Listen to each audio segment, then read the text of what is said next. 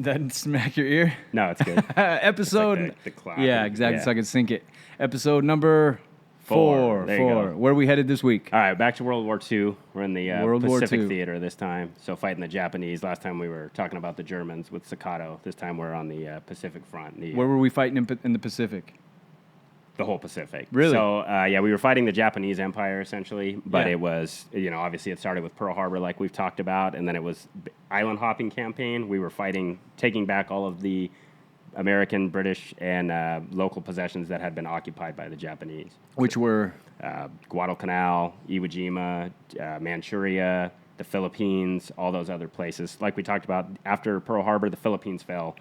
The next day, they started being attacked. They fought on for a long time, but they fell. Guam, Wake Island, all I didn't those even know the places. Philippines fell. Oh, yeah, the Philippines fell. Really? Yeah, so the Philippines were Americanized. We had American troops there. Obviously, this local population, but we had a lot of troops there since the Philippine insurrection, or since the Spanish-American War. So they were very westernized, but have you ever heard of the Bataan Death March? No.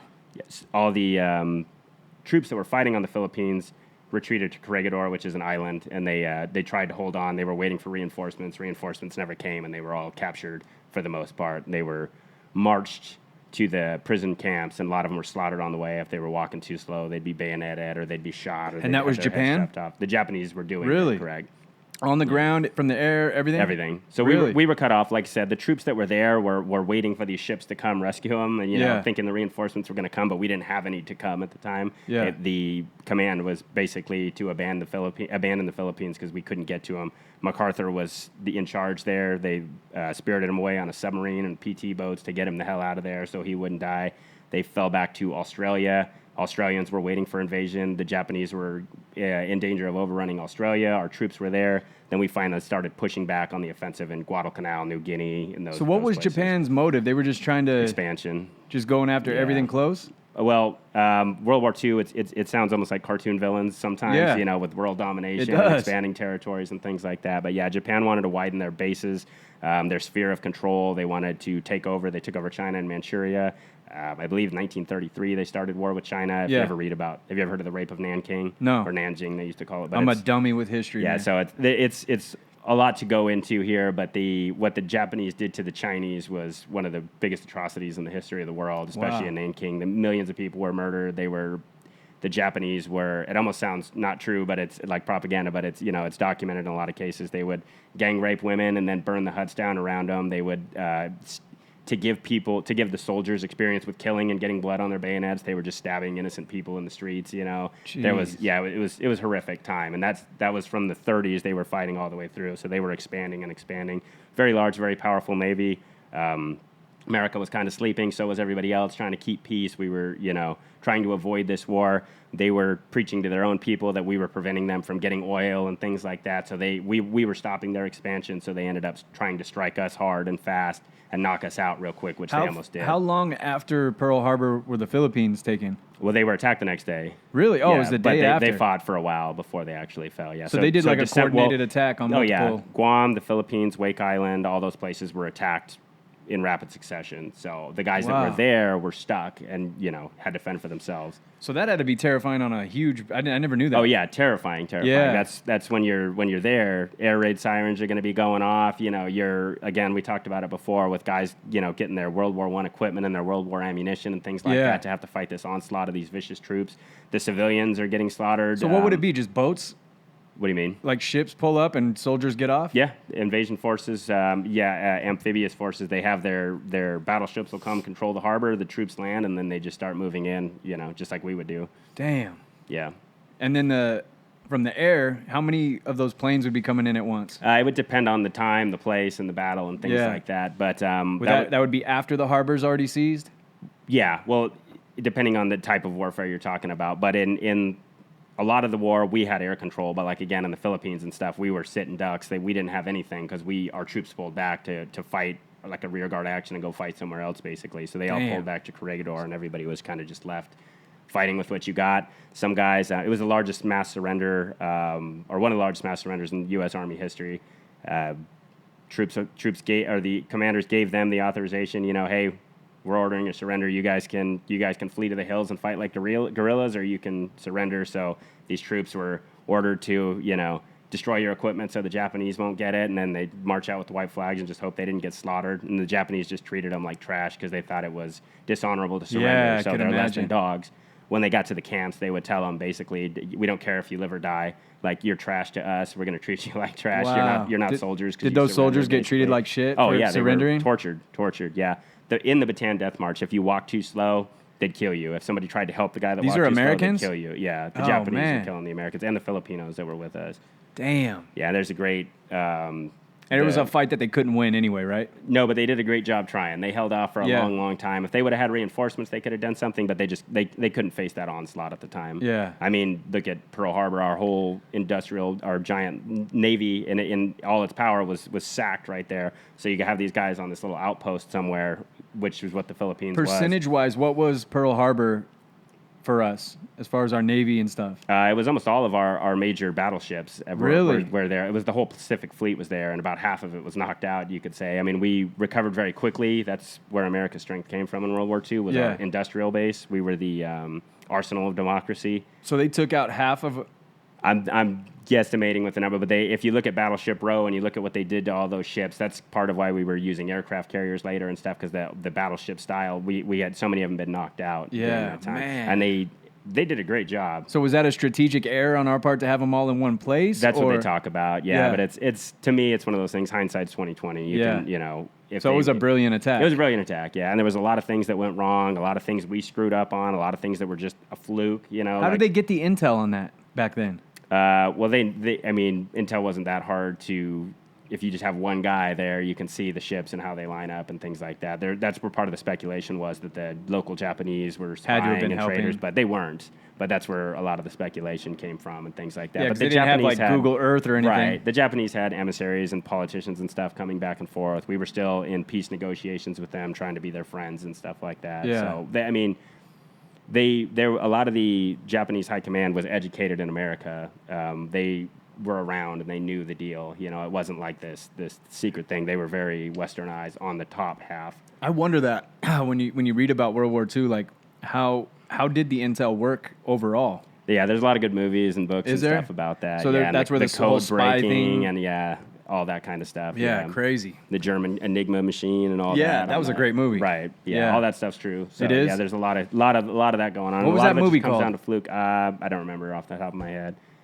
Oh man, it's gonna bug me now. We Movie about cracking the German code. Yeah, you could probably look it up. Yeah. But, Yeah. but yeah, there's, like I said, there's a lot of flukes and things like that, because the radar pickets at Pearl Harbor picked up the Japanese, the first wave coming in, and they reported it, and they told them, oh, there's probably just Americans coming back for practice and stuff too. So Oh, they just no. weren't expecting it. They were sleeping. And how many people died? I don't remember. Over Thousands. 1,000. I think it was around 2,000 Americans. My great uncle was there at Pearl Harbor. Did he survive? Yeah, he survived. He ended up Wow. earning the Navy Cross off of Damn. Guadalcanal, which is second to the Medal of Honor. But yeah, a lot of those guys were sleeping in their bunks. It was Sunday. They were partying the night before. On the ships? On the ships, on the shore. A lot of the ships were in what's called dry dock, so they were getting refitted. It'd be like your cars at the auto shop. They can't do anything. They don't even have the guns on them and stuff. Oh, you know? man. So those sailors were, some of them were on passes at the shore. Some of them were on their ships. Some of them were in their bunks. That's why on the Arizona and stuff, a lot of those guys were trapped in their bunks when the ship went down. They were under the hold. And when the ships were underwater, after all the fires and everybody, the Japanese are gone, you could hear the troops inside banging with hammers and stuff, begging for someone to help them, basically. So Why couldn't they get out? Because the ship turned. You got to go. Have you ever been in a ship like No. at San Diego or anything? You have to go to the outer corridors or the inner corridors and go up the stairs. The ship's flipped, so those are upside down. You can't think of like man. a Mario Brothers. You Yeah. can't just swim through. You don't have the oxygen, so you're in this like air bubble trapped somewhere, and you can't get out because it's inches of steel. So they had the welders out there trying to cut these things out and try to get these bodies out and try to do all that. That's why. Have you been to Pearl Harbor? Mm-mm. Yeah, the Arizona's still there. You can see it it's sitting in the water there like that. Sunk? Yeah, sunk. Oh, wow. It's sitting on the water, and there's still bodies down there. Really? I mean, whatever's left of them at They this never point, recovered but them? They couldn't recover them. Yeah, now it's a war memorial now, so they wouldn't want to. Damn, dude. So if you're a Navy guy sleeping on shore that morning, what do you do? One of two things: you can either hunker down or you try to get back to your ship, which is what almost everybody did. Try to get back to their ship, try to get in the fight, but there's nothing to fight with, so you just try to help however you can. Essentially, Damn. yeah. Crazy. So yeah, no big guns. We got our asses kicked. There wasn't like, we rallied and we came back. We didn't. We got a few planes up in the air. They got a few kills. By then the Japanese were leaving. I think we sunk a midget sub and just a couple other things, but it was a complete rout. So what did they come with? They came with just planes and a sub? Battleships and planes. Oh, they had battleships too? Well, the Japanese fleet was, however many miles away, but it was within range for the planes leave the aircraft carriers. The aircraft carriers are protected. I'm such by an the rest idiot. of the I thought ships they and flew stuff. over here. No, they didn't fly from Japan. They didn't have the gasoline at the time. Yeah. To do that, and that was part of it. So, have you ever heard of Doolittle's raid? Nope. Doolittle was a Medal of Honor recipient. After they smashed us at Pearl Harbor, we wanted to get back at them, but we couldn't. We couldn't do much because we had nothing. So Doolittle and his crew, they were Army pilots that were used to flying off the ground. They trained to fly off the deck of Navy ships, and they tried to get the ships as close as they could to Japan so we could strike Japan. So they did. They flew off and they bombed Japan. They barely did any damage, but it was just psychologically devastating to the Japanese because they thought they were invincible. And all of a sudden, these big bombers are coming over and hitting them. And all the guys on the Doolittle's raid, they had enough ammunition and fuel for a one-way trip. They couldn't make it back to the ship, so they were trying to ditch in China, which was our ally.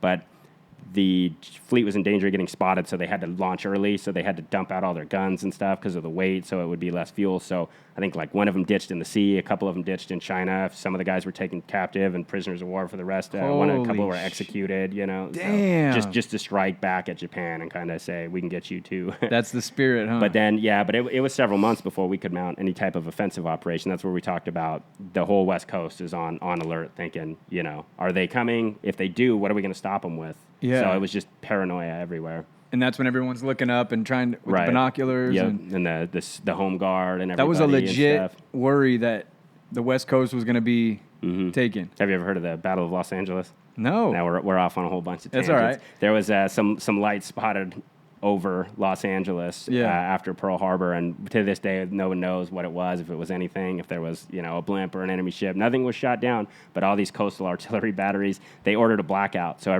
all the streets go black, so everybody's freaking out, everybody's coming outside, and then our artillery starts firing up in the air. They have the spotlights up, they're shooting, they think they're getting invaded, but it was possibly nothing, just Holy paranoia shit, and they stuff. were actually firing? Yeah, they were firing a lot of shells From going where? off and stuff from San Diego, from LA, or no, I'm sorry, it was the LA region, all the coastal artillery guys and stuff. That paranoia and that fear, though, everybody's just freaking out. You think that could have been something to put the fear into the people to motivate them? I think some spotter somewhere probably saw something that wasn't there, and everybody just kind of bounced off each other. It's a good way to motivate people. But the people Japanese too. were they were trying to cause forest fires. They launched balloons with incendiary devices. There was fires in Oregon where their incendiary devices would land, and they would, Oh, damn. Yeah, I think there was a civilian woman and her kids were having a picnic. They're the only casualties that were killed by them, but they were trying to do things. Yeah.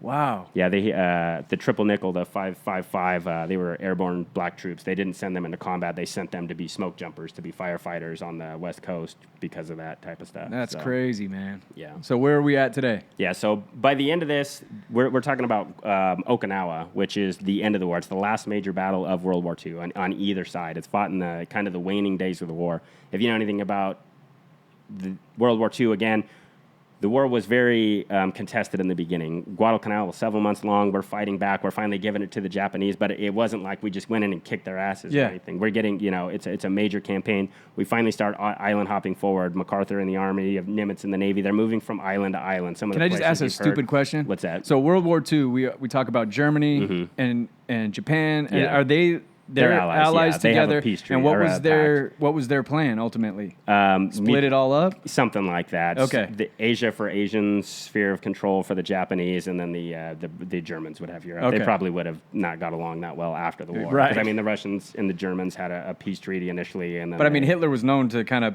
make peace, right? And then try to crush you too? I don't know that they necessarily had desires in the Eastern Hemisphere. So, I mean, you could speculate all day either way on that one. Okay. But, yeah.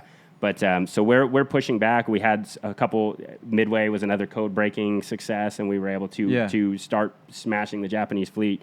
But we were moving back, island by island by island. Again, we don't have the range and we don't have the fuel. It's not like you can just fly from America to Japan and start attacking them. You have to get places where you can get bases. You have to get places where your planes can fly, where your supply routes can go, all those things. So you heard of Iwo Jima? Yeah. Yeah, so Iwo Jima was the previous battle before. We're finally getting into the Japanese mainland. So they're getting more and more vicious in their defense, basically, right? You seen Desmond Doss, Hacksaw Ridge? No. You haven't seen Hacksaw Ridge? No. I honestly actually don't really like it that much. It's not that great of a movie. But that's Okinawa. That shows you, for anybody that's seen Hacksaw Ridge, that's Okinawa. So in Europe, the war ended May 8th, 1945. In the Pacific, it's still going. This So Okinawa Germany started in surrenders. April. Correct. So Okinawa's in April. So the war's already ending in Europe. Everybody at home, they're starting to celebrate. Hitler's dead. Peace is coming. And all these guys in the Pacific, they still have the big goal ahead of them. We're going to have to fight mainland Japan. And we know when we hit mainland Japan, it's just going to be atrocity. It's going to be massive, massive, massive, massive, massive deaths on both sides. They're not likely to surrender. They're not going to surrender. So as we're getting closer, this is kind of what Okinawa is. Okinawa is one of the, I believe, 5 main islands that make up Japan. So it's actually part of Japan, even though it's they have a different ethnic population there, the Okinawans. But it's Iwo Jima, the battle before, it was horrific. So then we get into Okinawa. By then, you got guys that have been fighting 4 years, 3 years. People are homesick. They're fighting until the end. Yeah, they're fighting until the end. Some of these guys have been in it from the start. Some of these guys are fresh troops. But the country's weary of war. We're starting to fly the flags and celebrate. Those victory gardens we're talking about are starting to go away. People are starting to get back to normal. The women are getting back their here? nylons. Yeah, back in America. And in the Pacific, these guys are fighting the most brutal fight they've ever fought. So we talked about it before, Worse than Germany? In a lot of ways, I think so. Again, time, place, and unit. Depends where you're at. But in a lot of places, it is. It's just a horrific hell. You're fighting a fanatical enemy that's just bonsai charging. They're not necessarily doing bonsai at this point, but they are. This is where we get the giant influx of the kamikaze pilots. The kamikaze pilots are? They just fly into targets? Just fly into the plane or into the ships and try to take them out. So we're pushing towards Guadalcanal. Iwo Jima was atrocious. Iwo Jima, we lost thousands of guys in weeks, and just the landing. The first couple days, guys are just getting slaughtered on the beaches. Think of like Saving Private Ryan. Yeah. So we're going into Okinawa, and we're thinking, okay, shit, it was the largest invasion force in the Pacific, one of the largest invasion forces ever seen, between the Navy personnel, all the ships that are there, and all the troops, the Army and the Marines that we have going into this battle. In heavy? We came in as heavy as we could because we're pushing towards that final goal. When we got there, we were expecting to hit the beaches and it to be like Saving Private Ryan, just to get slaughtered. Everybody on the beaches just get ripped apart by machine guns. We landed on the beaches and no one was there. So we had artillery bombarded them. The Navy blew everything up. We landed on the beaches and it's like, where the hell is everybody, right? So you're moving forward, but what the Japanese did is they knew they couldn't win the beaches and they knew they couldn't defend the whole island. So they retreated to the southern part of the island and then certain fixed positions all over. So the southern part of the island has tunnels and concrete and these systems. So you can bomb them all day, but they're 30 feet underground, right? Yeah. They have concrete emplacements. These guys that are on Okinawa, a lot of these troops had been there the whole war. They weren't fighting they were building up this place, right? So these troops that walked in, they're gaining ground. They're thinking, hey, we're doing pretty well. The Marines went north. The Army went south. Certain units are doing certain things. Splits it up. Split it up, right? Once you start moving south, though, they hit this buzzsaw. They hit all these. It's jungle. It's hills. It's just horrible terrain. I think it's. I had it written down how big the island was, but it's 466 square miles of just jungle, hillside, caves, tunnels, fixed fortifications, all these things with the machine gun set up. Yeah. And again, those fields of fire where everywhere you go, there's a gun pointed at you, right? When they started to walk into these, it just became a slaughter. The mud was so thick that as you're trying to move forward, you can't move. The bodies are getting churned up, things like that. So they're hitting these walls of steel, and then we got bogged down on the southern part of the island.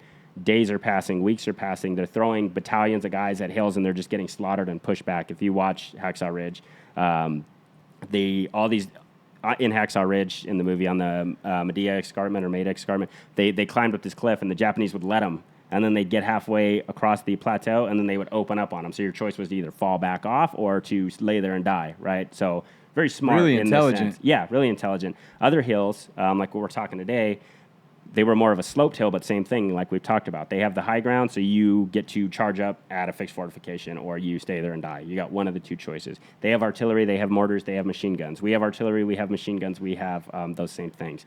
Meanwhile, we have this giant Pacific fleet out there that's supposed to be protecting us, but the Japanese launched their kamikaze attacks, which is, they were specially designed planes. So it wasn't like a fighter plane that you can fly around and maneuver. Yeah. It was literally a bomb they built a plane around, right? Oh, so that was the mission. It Yeah. wasn't like the they mission, ran it's out a of suicide ammo mission. and then just go. No. A kamikaze is a suicide mission. Oh, I didn't know that. Yeah, they were blessed their to one die thing. for the Emperor. Yeah, that was their one thing. Try to get through and hit these ships. It's brilliant if you think about it. Yeah. Because when you're trying to dive in and hit a torpedo and you have to pull back, you may or may not hit them. Most of them aren't. But if you just send the same amount of... So if I lose 50 pilots trying to land one good hit, and I can't get any, versus I throw 50 pilots and all of them are going to be crashing in, I'm going to get a lot more devastation on there, right? Damn. So hopefully... How do you motivate people to do that? That's been bred into them since childhood. This is the whole Bushido code and their whole... The way the Japanese propaganda machine was intense, man. Yeah. If you watch the videos, you'll see little kids, out there training and getting ready to fight and die. And, Wanting to die for the Emperor's glory. It's that cherry blossom, that samurai mindset that they polluted and kind of used to as propaganda to the public, that it's glorious to die for your emperor, and you wanted to die. Yeah. So a lot of these kamikaze pilots were young guys. These weren't the pilots of the early war that had any training. These were guys like you and you. Yeah. Let's go. They give them their crash course on training. And they were honored it's a one-way to do ticket. it. There was kamikaze submarines too. I think they were called kaitans, where they would launch them and you would guide the torpedo. You'd drive the torpedo into a ship. They only sunk a few ships. They weren't that successful, but it was something that was tried. Wow. So in the there was 185 sorties or groups. There was a total of 1,465 kamikaze pilots that attacked these ships out at sea. So these sailors that are out there are just getting mollywopped. They're on guns and they're on guns. They're firing pop. But even if you hit something, if it's got that trajectory, it's still coming at you. So as a result of this, at the end of the battle, the naval battle, we had 36 of our ships were sunk, including major battleships, including destroyers, including all these things.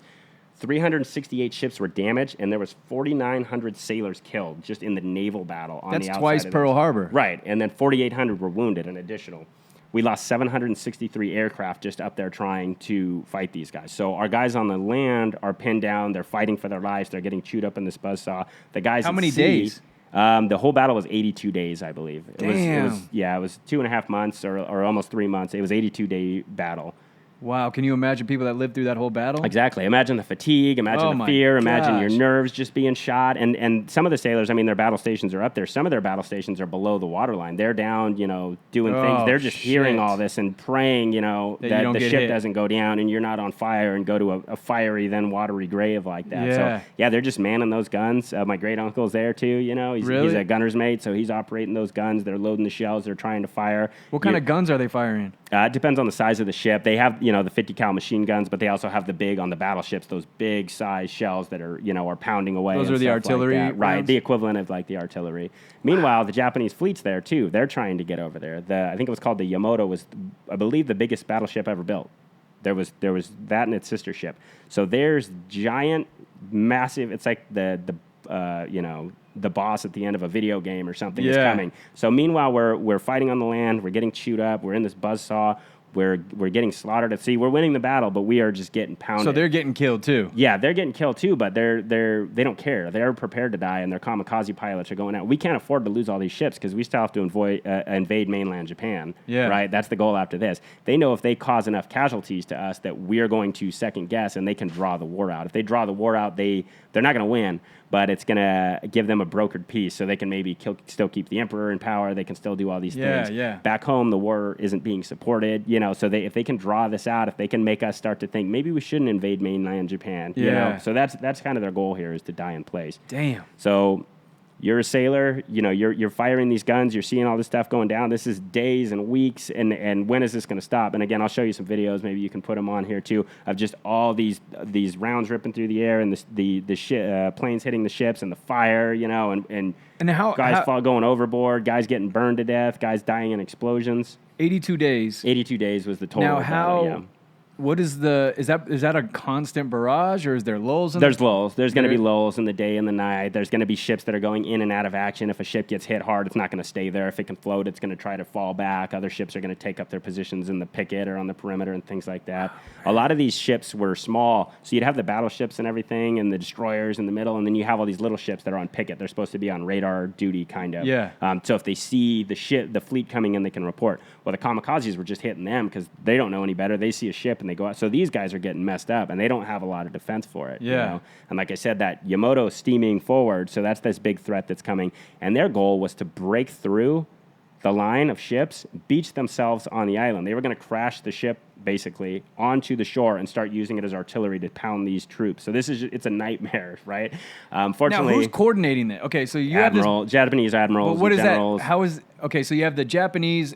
What does it look like where they are coordinating everything? There's no video. Right. Well, you have guys on the bridge of the ships in the Navy, and they're sounding the horns and they're calling people in other parts of the ship. They're using signals to communicate with the other ship. They're using radios, but you got to use codes because you don't want the enemy to pick it up. So a lot of radio. So there's not like a big map where they're like, well, this they is here, did have this is big. here. There would have been big maps. Yeah. Where they're kind of playing that maneuver war game and everything. Wow, but man. It's had to be so difficult then. Right, and I mean, there's other battles where it's like the Japanese fleet's over here, the American fleet's over there, but they don't know it. So you're sending your planes up to try to find each other, like you're playing Battleship, Yeah. And then you see them, and then those planes would swarm you and try to shoot you down before you can report it back. And now we know they're in firing distance, and either you steam towards them or you try to get away, depending on your capabilities. And again, that's what Midway was. We hit them off guard. They didn't know we were coming, but we had cracked their code, so we were able to get there.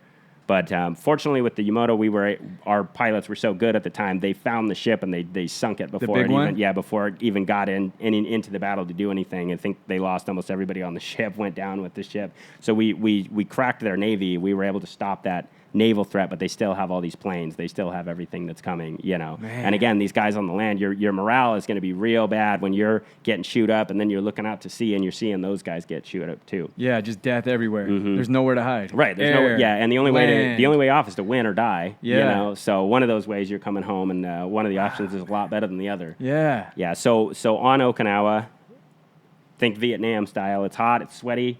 It's rocky. You're moving up and down these hills. You don't have a lot of water. You don't have a lot of things. All you have is what you carry on you. All the ammunition you have is what you carry, unless you're close to that supply line. Much different than the Vietnam, huh? Yeah. So no body armor, nothing like that. You have your helmet. No armor at all? No armor at all except your helmet.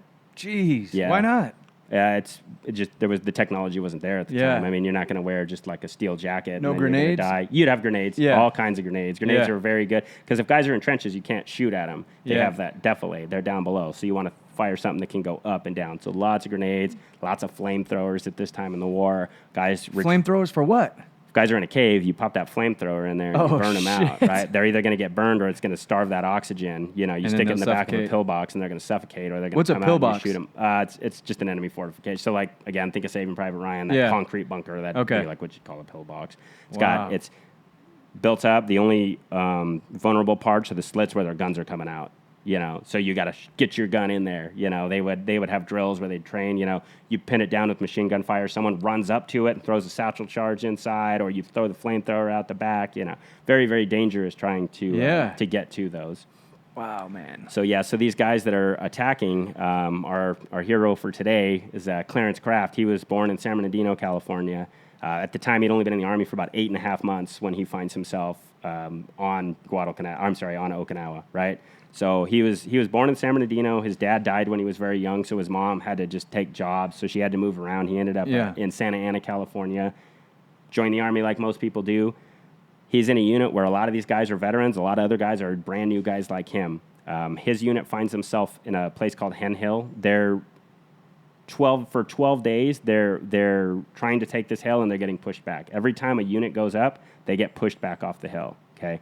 Does that mean they're dying? They're dying, or they're taking so many losses that they're falling back and they have to retreat. Yeah, you just have to. Yeah. Right? So after this, 10 or 12 days that they're there, you're getting constant artillery barrages. You're seeing, because you're not going up every time, but you're seeing your sister company go up and then them come down. Platoons of 45 guys would come back with 14 guys, things like that. Shit. So that's just wearing on your mind constantly. We haven't talked about the civilian deaths on Okinawa. The Okinawans weren't by blood Japanese, so the Japanese were slaughtering them too, and the Japanese were using them as slaves. They were making them fight. They took the middle school kids and they made the boys go out. They gave them guns and uniforms and made them fight, and they made the girls be nurses. These are 14, 15-year-old kids, right? Jesus. They're sending them in as... the Japanese need to go get water and supplies, so they'd send them out. The Americans would shoot them, thinking they're the Japanese and stuff. I think ended up being 40,000 civilians were killed on Okinawa. 90% of the buildings were destroyed, the homes and everything like that. So these guys are just getting slaughtered. And, you know, you being a young soldier, you're seeing this. You're seeing this hell on earth, right? Burning bodies because of the flamethrowers. Dead civilians, dead Americans, dead Japanese. The naval battle's going very poorly from what you can see out there, right? And you can see it, you think? Depending on where you're at in the battle. I mean, if you're on a hill in the inland, you're not going to see it. But if you're in the early days... You're hearing it. Yeah, you're hearing it. Oh, yeah, you're hearing those guns for sure. The guns can fire to the shore, too. They're supporting operations. Once we've gained control of the sea, you know, in the area, they're firing in fire missions, too, on these hills where we can't get to. So they're firing like artillery there, too. Wow, man. Yeah, so... it's a lot for a young kid to handle. That's a lot for anyone to handle. Yeah. And just to show you the viciousness of the battle, General Buckner, Lieutenant Buckner, he's in charge of the army on the battle. He was killed in combat there. And there was another general, a brigadier general was killed there. Buckner was hit by artillery fire. The other one was hit by sniper fire. Like, nobody's safe on this island, right? Buckner was the highest-ranking soldier killed in the World War II. He's... the only thing higher than a lieutenant general is a general or a 5-star general. He's a 3-star general at that point. On the battlefield? On the battlefield. Fighting? He's killed by artillery. Yeah, he's looking through his binos. They're trying to look at the position, and artillery hits him and kills him. Another 1-star, a brigadier, was shot by a sniper and killed. Ernie Pyle is a famous Warner correspondent. He was killed on Hiroshima, I think it's pronounced, which is one of the islands in the Ryukyu chains of Okinawa. So there's nowhere safe. Nobody's safe anywhere. Now, do these soldiers, as they're going, they're trying to get up this hill. Do they know what the goal is? Yeah, or is it just small goal at a time, get up the hill? Small goal at a time. Big picture is win the war and go home. But they I don't think know, Rod like, Serling what- has some great lines. Yeah, you should know your intelligence. So we Americans, military... Do they know why they want to get up to the hill? They'll have a basic understanding. Okay. Yeah. So like before, like Iwo Jima and stuff, there's pictures of the Marines on ship, and they have the battle plan laid out, and they're laying it out. okay. You know, you guys are going to be in this sector. You guys are going to be out. They're not blindly going. So Yeah. the way we pride ourselves in our military is if the captain's killed, the sergeant should be able to take over. The sergeant's killed, the private should be able to do the job. Yeah. We don't. Everybody should know everybody else's job. You should know how to do it. I was going to say that'd probably be better for morale, knowing why I got to get up on the hill. Sure, but after the importance of it. 30, 40 days or Yeah. 10 days, it starts to not matter. You start to just be numb to all of this. Right? Yeah. So in this position of Hen Hill, where the Japanese are fighting, every time the units go up, you're facing that onslaught. And again, when I say they have fields of fire, intersecting fields of fire, your gun's here, my gun's here, and they both go like this. So every part of that Battlefield's covered. There's no round. Big, like what, 50 cals? Or? Depends. Yeah, they have the smaller machine guns. They have the knee mortars. They have rockets. They have everything that we would have, basically. There's artillery behind them. So then how do you get up there? Depends. What's the goal? Like, best case scenario? Ideally, you would use artillery, or you would use things like that to soften their position, to try to hit some of these machine gun emplacements so we can get our heavy guns up there. Artillery is the great... it's the king of battle. It's the great evener, you know, if you can knock some of these positions. But everything in the end has to be taken by the infantry. The infantry has to push through with a rifle and a bayonet at the end of the day and actually occupy that ground for it to do anything, you know. If you have tanks and things like that, you're going to use them. But at the end of the day, it's a young kid or a young man that has a rifle that's in a herringbone twill shirt or a wool shirt. Funny, because we talked about... what battle was it where they just send waves? Korea, where they just send waves about. That's kind of what we do too, right? We try to be more tactical about it. But like you said, the beaches. It's the beaches. There's nothing you can do but just get on the ground and fight and push forward. When they're hitting those beaches, is it just like we know we're gonna lose? Yeah, you have acceptable losses. Wow. Yeah, it's just we're gonna lose X amount of people, but if we can get this amount of people, it's successful, because then we can get that beachhead. You got to win or lose on the beaches. If you can get that beachhead, then we can start getting our bodies on shore and stuff like that. So we're still back at the hill then. Yeah, so we're back at the hill. We're way inland. This is May 31st. How far inland?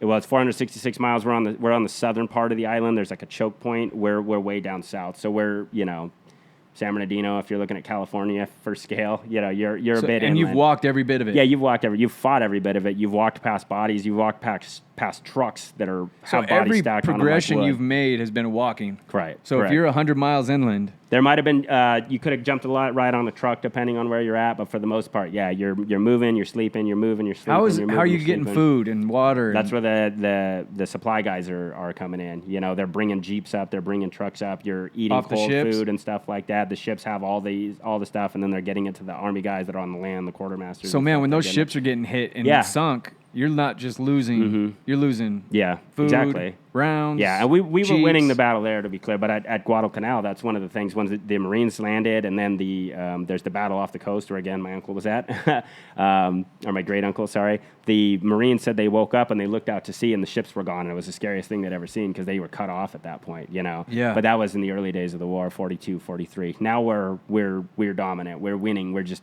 fighting real hard to win. Yeah. Yeah. So Craft, again, he's 8 months in the Army at this point. Rookie, you know. Yeah. A year ago, he's at home with his wife and kid. He's got a family. You know, he's not just out of high school. He's got a wife and family. He finds himself on this hill. 2 battalions have been pushed back. A battalion's about 400 to 1,000 guys. 2 battalions have been pushed back off of this hill, right? They've been trying to get at it for 10 to 12 days. They send Craft and 4 other guys. They send this 5-man team up to kind of scout. Hey, go see what you guys can find out, right? They move forward to go be scouts, and they get engaged. And this is the point, that hinge in the battle type thing, right? Where everyone starts getting wounded. 3 of these guys are wounded. They're throwing grenades back and forth. Craft's had enough. One of the articles I read said the headline was "Craft gets sore," meaning like he's mad, you know, those old-timey terms. So he stood up and fully silhouetted himself and just started throwing grenades at the enemy. The other soldiers that were scared or wounded started handing him grenades. He ended up throwing about 40 grenades at these guys and just started charging forward. There's all of these witnesses that are seeing this. So they start following him and handing him grenades, and he's just chucking them down. Craft is not screaming, he's not running, he's coldly, calmly, and calculating, walking forward. He's silhouetting his body. He starts firing his M1 Garand, or Garand, depending on how you want to pronounce it. That's a Garand clip, the 30-06 type round. That's, you know, the clip versus the magazine that we're talking about. So 8 rounds, yeah. So you fire, ting, this comes out, and then you shove the next one in, and then you're ready to go, right? So he's firing, he's moving forward, he's attacking this trench. They're throwing grenades at him. They're going over his head. He's throwing them back. People are handing them to him. He threw 2 cases of grenades. He's throwing dozens and dozens of grenades, just attacking these guys. He starts moving forward. He's hitting with his shots, right, because he's a good marksman. So he ends up firing about 36 rounds. He jumps into the trench. Now they're screwed because they have the trench facing down at the enemy. He's in the trench at their side, assaulting forward. So these guys are in panic mode too now, right? So the Japanese turn and they look at him, and he just starts firing, calmly walking forward just because he's had enough. He's tired. Yeah. He's tired of being tired. He's tired of being hungry. He's tired of being pinned down, and he's ready to take it to the enemy. So he starts pushing forward. He takes out this whole crew, right? Now he's in the trench. He's in the Japanese lines. They're firing down. There's noise. There's chaos. There's people dying. They don't even know he's there. You look to your right, and your buddy gets shot, and you look up, and Craft's shooting you at this point. So he starts moving forward. He's smashing He's in them. the trench? He's in the trench. He's in the Japanese. With them? He's in the Japanese fixed position at this point. Yeah, he's moving laterally as they're firing down, and he's assaulting. Oh, I right? see, yeah. So he's crushing them with his rifle. He's shooting them. He keeps moving forward. People start to follow him. He assaults this position. They get up and they start running. So he starts firing and shooting them in the back, just dropping these guys. Bam, bam, bam, bam, bam. There's another, some of the witnesses said, we were pinned down by a machine gun, the Americans, and all of a sudden from behind you see grenades start flying in. It's Craft. Craft's behind the enemy lines now, just assaulting one after the other. Holy As a result shit. of this, he ends up killing about 30 guys by himself. So he's moving forward. The enemy gets up and runs, and the Japanese aren't known for running. Yeah. They're running from this guy. Again, American witnesses, one of the accounts in the either Yank magazine or Stars and Stripes described Craft as a demon. They said the Japanese ran full on from this demon that was assaulting forward. They don't usually because use they terms probably like don't that. have guns on them, huh? No, these guys don't have guns. They do. Yeah, so they they're have not like a guns. fixed machine gun position. There should be spotters and things with guns, but if they stay, they'll die, and they can't turn quick. So they're in that fight or flight mode, and they choose flight.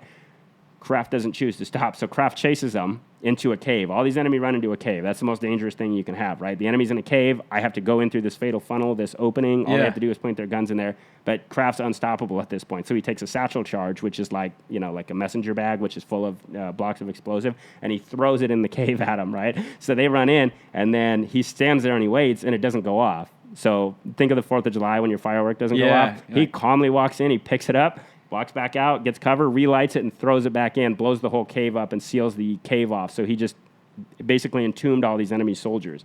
As a result, Americans are able to charge up that hill and take the hill that 2 battalions full of men, 2 battalions weren't able to take in 10 to 12 days, Craft took by himself. At the end of the battle, there was over 70 Japanese bodies that they found, and they know that Craft killed at least 30 of them by himself with grenades, with with rifle, and with his buttstock. And it's so funny to me because some of the, we talked about, Rodolfo yelling and screaming like a banshee and being a berserker, and Staccato being mad and crying and moving forward. Craft was calmly moving forward. One of his, the officer said, we saw him and we just thought he was crazy. Everybody, like, this guy's insane. Yeah. One of the officers said, we knew he was either trying to get off the island with the Medal of Honor or in a body bag, because there was no other way. When they asked him, what he said was, I wasn't crazy or rattled. I knew what I was doing the whole time.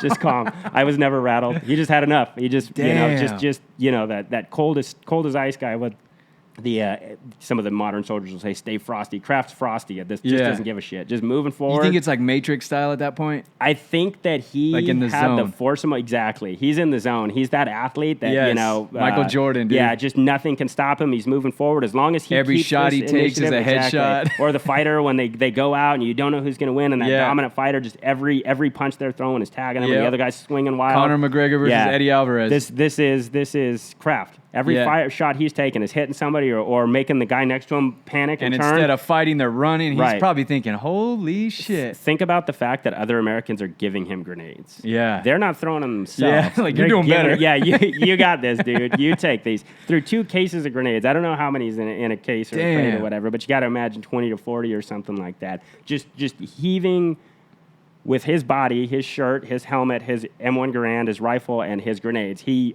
took a hill that over 1,000 guys couldn't take for 10 days. He gained that initiative. He pushed them forward. He made the enemy run, probably part out of panic and part out of they didn't know what was going on, right? Yeah. A lot of those guys didn't know they were running from one guy. Right. They probably thought, it's a whole force. We're being flanked. We need to fall back. They fall back, and he just blows the fucking cave up behind him. You know what I mean? So, you're not winning this one those are the greatest. From Clarence Craft. Yeah. So, again, another San Bernardino guy, and then he ended up...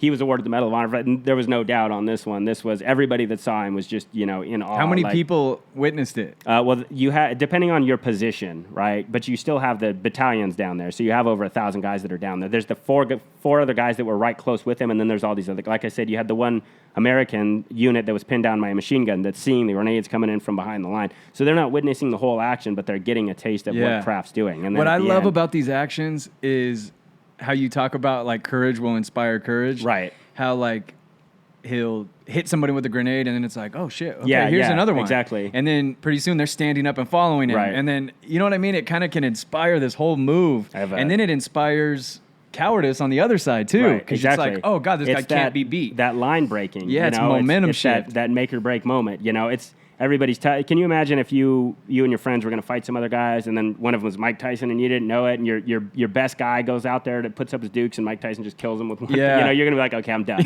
I'm done. All right, you win. Yeah. Right? It's the same kind of thing. Exactly. It's just I have a quote framed in my office. It's an Andrew Jackson quote. It says, "One man with courage makes a majority." It doesn't matter the number of people. If that one guy has courage and he's willing to press on that courage, that one man with courage will make a majority. You make the numbers. It'll inspire you make others. Up for it because it's you're going to drive forward. The sheep, and I'm not calling these guys sheep here, but the sheep will listen to the lion if the lion has the courage of his conviction. Even if he dies. Forward. Yeah, even if he dies. Yeah, because that I mean, in certain other battles, in certain situations, that will the death will have resounding effects too, right? I mean, it could go either way. It could be like, man, they just killed our best guy, or it could be like, we're going to take what he just did and capitalize on it and move on it. We can't let him die in vain there, kind of. Man. Craft, unscathed, man. And he lived. Walked away. Yeah, he lived. He went back home, and then he ended up moving to Arkansas to help his mom because he's that kind of guy. He stayed in the Army. He re-enlisted, and he fought in Korea. He was in the Army from 1950 to 1953. He got out, lived a normal life, wife and kids, got married again, adopted his second wife's children, lived a full life, retired, and then he started volunteering at the VA, the American Legion, just like some of the other guys. Just donated his time, lived a good American life, and then he died in 2002, I believe. So how far did we get into Japan? We didn't invade Japan. Okay. So that was one of the big things about Okinawa. So again, to go back to Craft, though, I've heard certain accounts say that he shortened the battle by a month. They think, based on the pace we were moving at, based on his actions and breaching that line, they think about a month. Think how many lives? Exactly. Yeah. So you think about some of the other actions. He saved the guys around him. He saves the crafts are immeasurable amount. Think of all the kids that are born today from all the people who were on that island that would have died in a month of fighting. When we're talking even thousands and thousands. Oh, enemy, by God. So at the end of the Okinawa, we lost 12,500 people killed between land forces and naval forces. Just at Okinawa? Just on Okinawa, yeah. 49,000 killed or wounded total, but 12,500 killed Americans. Man. The Japanese lost 110,000. Okay, and then there was between 40 to 150. The estimates are wild on the civilian casualties, which is horrific. But the Japanese 110,000. A lot of that comes from when the Japanese start losing a battle, they don't start waving white flags. They start killing themselves, right? Oh, okay. So in Okinawa, we actually took a lot of prisoners, which was rare. But the high command killed themselves. They either commit seppuku, they stab themselves in the stomach, or they blow themselves up with grenades. They would stab themselves in the stomach? Yeah, you never heard of They wouldn't even go seppuku? easy? Oh, good Lord. Seppuku is the worst. Yeah. Sometimes I'll call it harikari. They stab, and then they make almost like a Z-type incision. And oh, my God. Can they go a little easy on themselves? It's samurai code, Jesus. man. Yeah, so in Bushido, in the samurai code, the way they would do it was, like, if you're my loyal friend, you would stand over me with the sword, and I would do it, and if I had to stop from pain or loss, you would chop my head off for me so I could die on. Be done. Yeah. Have you ever seen The Last Samurai? You haven't seen? Come on, Don. Dude, I know. I'm terrible. They have a good depiction of that in there. But the Japanese started killing themselves, but they also tragically convinced the civilians to kill themselves. They told them the Americans were going to rape them and murder their kids in front of them, so a lot of them started jumping off the cliffs. So the Americans are watching this too, right? They're watching families, mothers hold their babies and jumps off cliffs into the ocean to die. And you're going, no. Yeah, no, stop. No, yeah. we're so cool. we're trying to, the interpreters that speak Japanese, are trying to get on loudspeakers and just beg these people to stop killing themselves. But they're just so, that's drilled into them, And all the ones that didn't, they all reported they were shocked at how good they were treated because they thought they were going to get beaten and raped and burned to death and things like that. Oh, yeah, because they probably interviewed civilians. Huh? Yeah. And they're like, we thought you guys were the devil. Right. So where did it stop?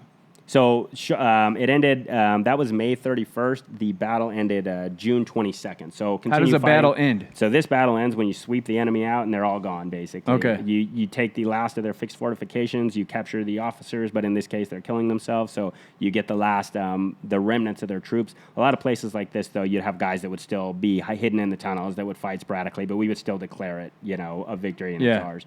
But because this battle was so ferocious, that was kind of what led to the decision to drop the atomic bombs. Because they know it's going to be more. Think how vicious this was, and we're not even on the home island. So when we go to the home island, it's going to be just a bloodbath. And look how much devastation was wrought on our Navy and all these things, right? And not only that, you don't want to have to go and kill civilians. And that was the thing, too. The Japanese military or government gave an order that they could start conscripting these kids to fight because of this, right? So these young kids in Japan are now being ordered to fight. And you can find the videos. They're teaching them how to fight with sticks and to put blades on them and to stab at the genitals of the Americans because they're kids and they can't do it. You know what I mean? Damn. They were prepared to fight. That's what they said. A lot of guys speculated that the invasion of Japan would result in the extermination of the Japanese race because they were going to be decimated and then they were going to start killing themselves, basically. And how many lives are we willing to lose? There's something honorable about the way they fight, though. Like that I know it sucks because it's the kid thing, but it's like that bitter end. The soldierly aspect of it is very honorable, but you can't have that in a vacuum. It's beautiful, what I mean. But it's not. Yeah. But that's the thing.